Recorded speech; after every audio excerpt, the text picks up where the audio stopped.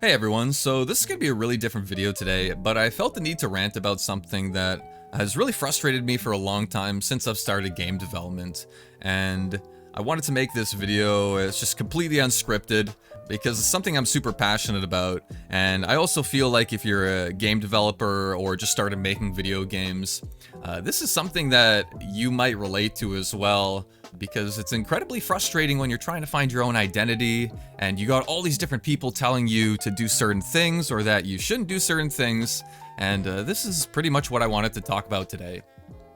So when I first started making video games, I used to watch all these different videos from YouTubers, and yeah, they would say things like, your game needed to be a certain level of quality to publish it on Steam, or that you needed so many wish lists if you needed your game to be successful.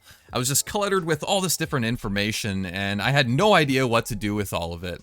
And I felt like there was just so much that I was doing wrong, so much I didn't know what to do, and there was a point when I eventually just said, F everything. I'm not listening to this shit anymore, and I'm just gonna start figuring things out for myself. I stopped listening to all the advice that people were giving. I stopped watching these videos saying, hey, you need to do this if you want to have a successful game or that, because the reality is, not to sound, rude to these people that make these videos like this, because, I feel like there's a lot of value still in the type of content they make, but we're in the type of industry where even the most experienced game developers, they don't even know what a successful game is going to be like, or an unsuccessful game is going to be like. A lot of the times they're taking just as good of a guess at what success is as you are. And I know that might sound crazy to say, but it's the truth.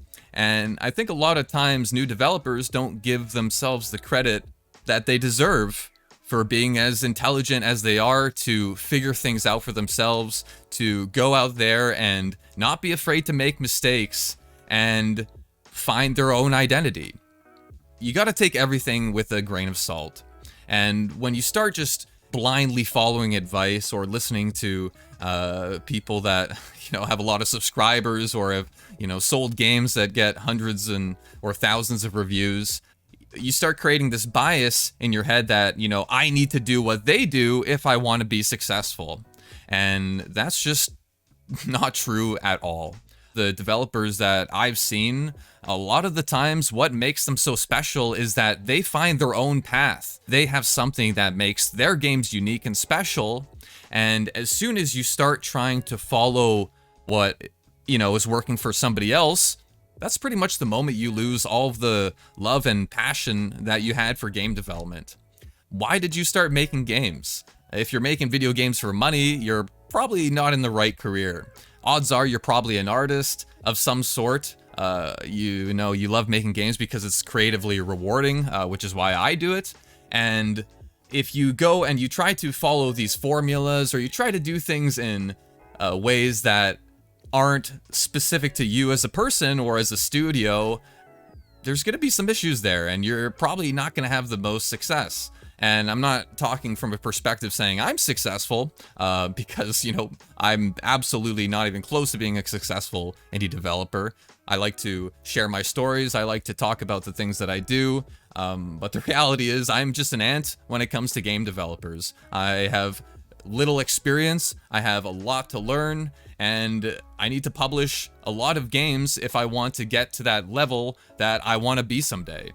And the only way to do that is by making games, finding what makes you special as a game developer, what really motivates you, because there's nothing that's going to keep you motivated, and there's not going to be enough discipline in the world to basically carry you through an entire game development career following what works for other people. It will just never happen. And I could probably rant about this forever, but if there's one thing you could take away from this video, it's that you can find your own identity, and you could still be smart while doing it. You can reduce the risks of the games that you make while still making something that motivates you to want to work on the project, that gets you excited to get out of bed in the morning. And it's the reason why you ultimately chose to make video games, right? So follow your heart, do what you love, stop listening to all the bullshit advice out there. It means nothing, trust me, it means nothing. And yeah, good luck.